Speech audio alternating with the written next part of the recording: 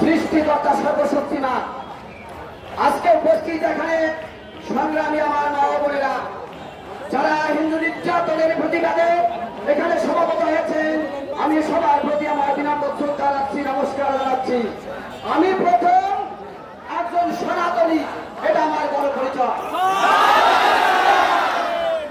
আপনারা এখানে উপস্থিত হয়েছেন, আমাদের যে আত্মভা দাবি, আমি এই সরকারকে বলবো, ডক্টর ইউনূস সাহেব, আপনি স্বতন্ত্র একটি বোর্ড গঠন করে আমার যে মা বোন নির্যাতিত হয়েছে, আমার ঘরে যে প্রতিবাদে ভাঙ্গা হয়েছে, আমার এলাকার যে ক্ষতি করা হয়েছে, আপনি স্বাধীন কমিশন গঠন করে একটা আলাদা সেল করে প্রত্যেকটা সুষ্ঠু তদন্ত করে তার বিচার করতে হবে।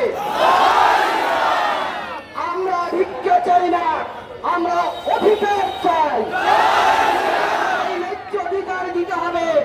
এবং এখানে যারা সমাবেত কোটালীপাড়াবাসী বসে আছেন, আমি তাদের কাছে বিনীত অনুরোধ রাখতে চাই, আমরা কোটালীপাড়াবাসী সম্প্রীতির বন্ধনে, ভ্রাতৃত্বের বন্ধনে এখানে বসবাস করতে পারছি এবং বসবাস করে এসছি, এবং ৭১ আমরা সেই সম্প্রীতির বন্ধন ছিলাম। আগামীতে আমাদের এই সম্প্রীতির বন্ধন কেউ যদি ক্ষুণ্ণ করতে চায়, আমরা কাউকে রেহাই দেব না। সবাই মিলেমিশে থাকতে চাই। আমার ঠাকুর দাদা, আমার বাবারা স্বাধীনতা গেছে, ৭১ যুদ্ধ করেছে। অতএব এই মাটি, এই মানুষ আমার, এবং এদেরকে লালন পালন করার দায়িত্ব আপনাদের।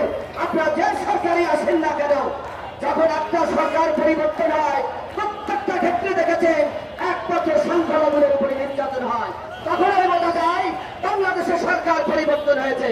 আমরা কি ভুলব? আমরা কি জানো আমরা এদেশের স্বাধীনতাকামী মানুষ? অতএব আমরা সংগঠিত হন, সংঘবদ্ধ হন, প্রতিবাদ করেন।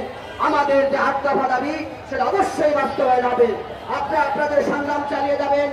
আপনাদের সবার প্রতিনিধি অনুরোধ রাখবো, আপনারা কারোর সাথে, প্রতিবেশীর সাথে কখনো খারাপ আচরণ করবেন না। একটি ক্রান্তির লগ্ন এখন এসেছে, হয়তো সবাই ব্যবধান এটা থাকবে না।